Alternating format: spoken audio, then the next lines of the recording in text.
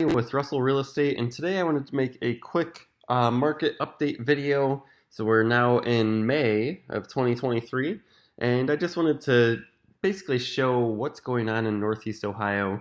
Specifically today, I'm looking at a 10-mile radius from where I live in Northwest Strongsville. So I actually serve basically a 25-mile radius from where I live. So that'll go into parts of Lorain County, down through to like Lodi, Seville, Wadsworth, and the lower portion of Medina County.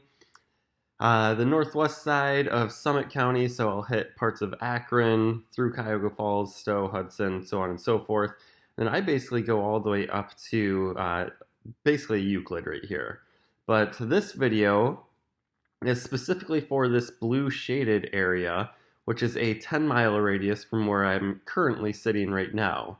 So you can see the areas that it's serving here. I always like to just start out the videos just to show you where the data is being pulled from. That way you have a good frame of reference for it. But what I wanted to look at here was basically for the past 5 years, the number of new listings broken down by month. And basically what we could see here, as we go to the data, you could see that 2023 just has crazy low inventory. This is the number of houses that are being listed for sale each month, so new listings each month. And I actually just read an article that said that 2023 we were on pace for the lowest listing data ever. And you could see that here when we're comparing this to the past 5 years, which the past 5 years in Northeast Ohio have basically been a seller's market for the majority of it, but especially since 2020, you could see we just have not had very much data. So for those people who have been looking to buy a home within the past few years, you felt the crunch the past, in 2021 and 2022, but this year is actually down 25%. April 2023 compared to April 2022. So we're down 25% for our listings. So you might be thinking, okay, that's just the new houses that are being listed for sale.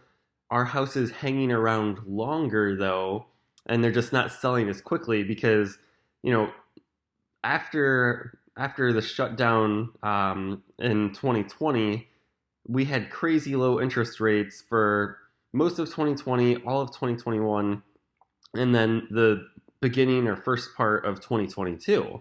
And for that reason, we did have more listings, but they just weren't staying on the market for very long. So you might be wondering, okay, are these listings hanging around longer? Are we seeing more price decreases? And what you could see on our, we'll do median days to sell. So I like using median. I'll show you the mean or the average as well.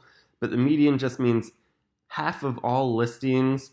The median is the 50% point, essentially. So half of all listings in April sold in 7 days or less. And then half of all listings sold in 7 days or greater.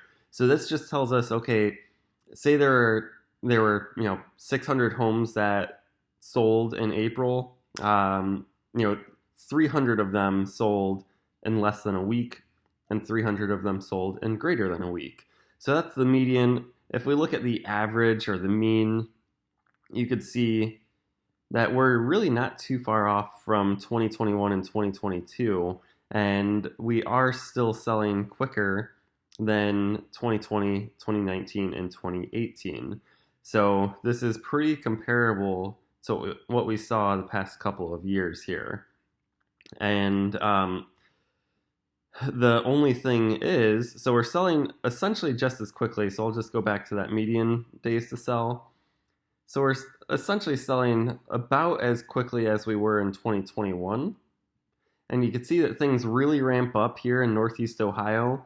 Once we hit April, yes, but then especially May, June, July, and August, when schools let out, people are typically looking to move before kids have to go back to school, when the weather is nice, all of those sort of things. Houses sell quicker here in Northeast Ohio. So I do anticipate that to even ramp up more as we are now in May. But the other thing that people are wondering is, okay, well, it's selling essentially just as quickly. Are we seeing any price reductions, or what are we looking at for the price per square foot? Again, in this 10-mile radius from where I'm sitting, this is out of 51,000 listings and change dating back for the past 5 years. But you could see home prices, and this is the average, are going up every single year still. So compared to last year, we're at $159 a square foot in January to $149 per square foot in January 2022. It went up in February, March, and April as well. So again, we're not really seeing prices come down. And that's where people are always saying, oh, well, I'm just going to wait for prices to come down. That's not happening here, at least not yet. Sure, it might moderate a little bit, but I don't think prices are significantly going to go down. And then other people are saying, I'm waiting for interest rates to go down. Well, guess what? You're one of 100 people that are waiting for the same thing. So once interest rates go down and that house becomes more affordable, because, okay, we know prices staying stagnant basically or slightly going up. Once interest rates go down, that's going to make the house a little more affordable. You're going to have more competition for other buyers that are also looking to buy that same house. The way that I like to phrase it to buyers that I'm working with is, unless you have very unique or eclectic taste, if you like that house, there's a good chance that you like it for a reason and somebody else might like that house too. Whether it's location, schools, crime, updates. There's so many different things that if you like it, somebody else might like it too. So this part I thought was actually interesting. I was on the phone with one of my buddies, and he's also an agent and actually a broker. And he was talking about, yeah, it's interesting. Interest rates have gone up, but prices have gone up too, or at least not gone down, which was kind of the opposite of what general theory would tell you. But he's like, I've just noticed that, houses, if they are sitting around a little longer, it's just because they priced it high. And that's all part of my listing presentation when I'm talking with sellers, is there's different strategies for what price point you want to ask and what you want to start at. So people have been starting with a higher dollar per square foot. So you could see, this is what we're selling at. So these are closed deals right here. But what you could see here, the closed price to original list price ratio, we actually did see a dip in the market there for a little bit. Now we're back up to 100% of what the house was originally asking. By the way, this is all lagging data. So a lot of times you have to wonder, okay, so it dropped to 98% here, 97, 96. What's going on there? Why is that happening? If you look back at the interest rates, the last week in October and the first week in November is when interest rates peaked nationally. So the 30-year fixed national average for a mortgage was at 7.37% that last week in October. So naturally, people had to offer less if they were going to get into it, because the prices were just too high at that point. But again, historically speaking, you're looking at this compared to 2021, 2020, and beyond. You're still seeing a pretty healthy market. It's honestly an anomaly to see 100% or greater, and that's what we've just been encountering the past few years.